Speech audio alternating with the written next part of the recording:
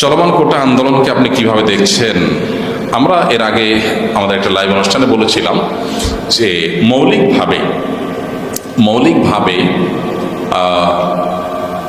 কোনো মানুষ পিছিয়ে আছে, দুর্বল, অসুস্থ, তাদেরকে ছাড় দেওয়া, অগ্রাধিকার দেওয়া, এটা দোষের কিছু না। এবং সেই সাথে বিশেষ কোনো অবদান কেউ রেখেছে, তাদেরকে প্রণোদনা বা বিশেষ কোনো সুবিধা দেওয়া, এটা মৌলিকভাবে দোষের কিছু না।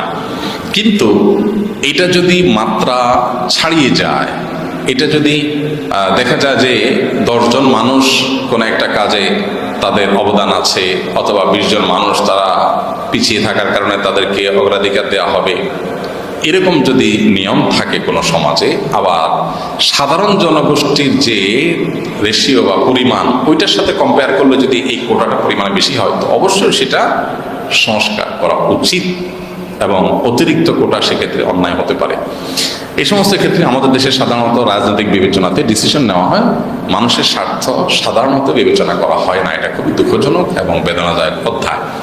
দেখুন, নবী করিম সাল্লাল্লাহু আলাইহি সাল্লামের সাহাবায়ে কেরাম যারা জিহাদ করেছেন বা যারা বিভিন্ন অবদান রেখেছেন দ্বীনের জন্য, তাদের আল্লাহর বিধান অনুযায়ী জিহাদ থেকে লব্ধ যে সম্পদ, সেগুলো বন্টনের ক্ষেত্রে তারা ভাগ পেয়েছেন। এর বাইরে রাষ্ট্রীয় সম্পদ থেকে বা অন্যান্য কিছু থেকে নবী করিম সাল্লাল্লাহু আলাইহি সাল্লাম তাদের বংশধরদেরকে ফ্যাসিলিটিস দেওয়া, এটা করেন নাই। আমাদের দেশে কোটার ক্ষেত্রে একটা জায়গাতে আমার গুরুতর আপত্তি আছে, এবং আমার আপত্তি করার কারণে হয়তো এক শ্রেণীর মানুষ তারা আবার সেটা নিয়ে আপত্তি করবেন। সেটা হলো, আমাদের দেশে মেয়েদের চাকরি দেওয়ার ক্ষেত্রে কিছু কিছু জায়গায় তাদের কোটা এত বেশি রাখা হয়েছে যে ছেলেদের মধ্যে বেকারত্বের পরিমাণ দিন দিন বাড়ছে। এই যে আপনার নার্সিং পেশায় মেয়েদের কোটা অনেক বেশি, যার কারণে চাইলেও এখানে রোগীদের সেবার কাজে আসতে পারছে না।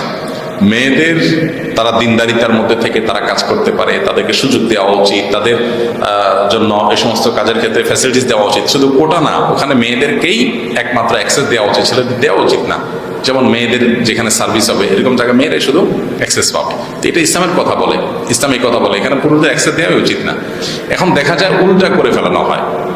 তো এই কাজগুলো অনুচিত। বিশেষ করে মেয়েদেরকে অতিরিক্ত কোটা দিতে গিয়ে দেখা যায় পুরুষদের মধ্যে, ছেলেদের মধ্যে শত শত হাজার হাজার যুবক তারা রাস্তায় ঘুরছে, তাদের কোনো কর্মসংস্থান হচ্ছে না।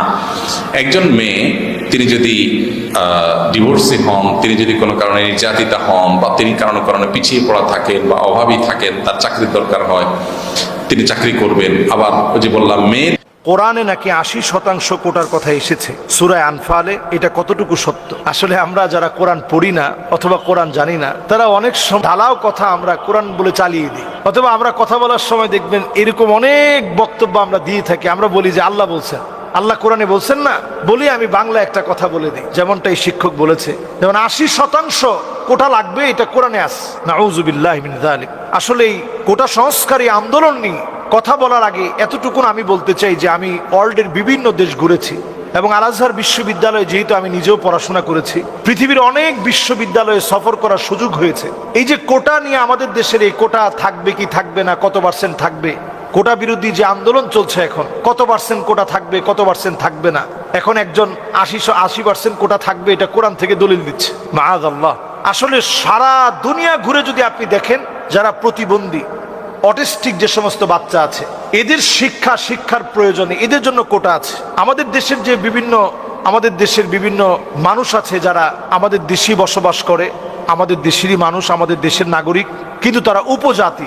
এই উপজাতিদের জন্য সারা ওয়ার্ল্ডেই কোটা আছে। তারা যেন শিক্ষিত হয়, যারা বনে বসবাস করে, অথবা আরব বেদুইন যারা হয়তো আরবের পাহাড় পর্বতে থাকে, এরা যেন শিক্ষিত হয়। এরা যেন সমাজের ভিতরে শিক্ষিত না হওয়ার কারণে নানা রকমের বিভিন্ন অকারেন্স করবে, বিভিন্ন ধরনের দুর্ঘটনা ঘটবে, এগুলো থেকে যেন দেশটা বাঁচে, এদেরকে শিক্ষিত করার চেষ্টা করে। আমাদের হিজড়া যারা আছে, এদের জন্য ওয়ার্ল্ডের বিভিন্ন জায়গায় এদের জন্য কোটা আছে। এরাও পড়াশোনা করবে, এরাও চাকরি করবে, এদের চাকরির সুবিধা থাকবে, এই জাতীয় কোটা হতে পারে। কিন্তু কোটা আন্দোলনের নাম করে আপনি যদি সকল জায়গায় আপনি কোটা অধিকারের নাম করে, মানুষকে অধিকার দেওয়ার নাম করে মানুষকে যদি আপনি ক্ষতির দিকে ফেলে দেন, যেখানে একটা ছেলে 200 সিরিয়ালের ভিতরে থেকে ভালো একটা সাবজেক্ট পাবে না, তাহলে তো আপনি জুলম করলেন। সে ভর্তি পরীক্ষায় জুলমের শিকার হলো, চাকরি ক্ষেত্রে জুলমের শিকার হলো, সকল জায়গায় সে বঞ্চিত হলো। তাহলে এই বিষয়টা অবশ্যই আমাদের ভেবে নেওয়া উচিত।